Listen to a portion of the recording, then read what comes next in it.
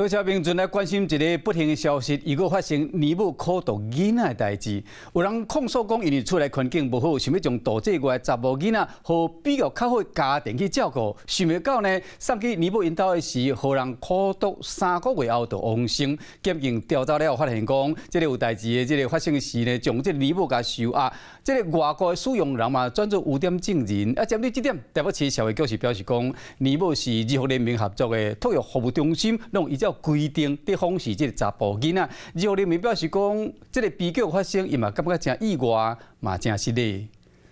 所有的都离开了。看到囡仔的相片，家属就挡袂掉艰苦甲哭出来，想到这一血怪查甫囡仔一方哭到死。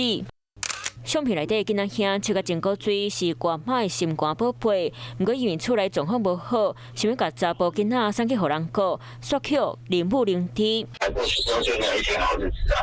然后他没有看过这个小孩是躺着睡过的，都是在躺着站着睡这样子。他们也跟我讲一下，他们说是手那个哇，我传出那么严重。是头部有点淤青啊。前用指控查甫囡仔出事后，去当年到过去林母因兜，这段时间都无法度去看囡仔，爸无发觉有倒有问题。想到3个月后，就听到过身的消息，检视了后发现死因并无单纯。检方当要去搜索，嘛甲姓刘的姊妹林母压起来，以妨害羞囡仔发育、伤害致死的罪当伫咧侦办。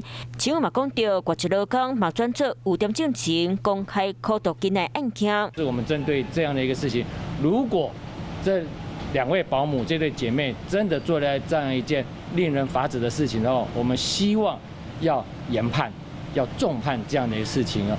台北市社会局嘛回应，姓刘的林母是儿童福利联名合作的林母，强调带囡仔服务中心拢照规定1个月来回探视，囡仔应该平安快乐大汉，所想到会互人定治死，互家属拢无法度接受。Hello， 我是蒋欣梅。想要抢先掌握最及时的新闻资讯吗？赶快订阅、按赞、开启小铃铛，锁定华视新闻 YouTube 频道。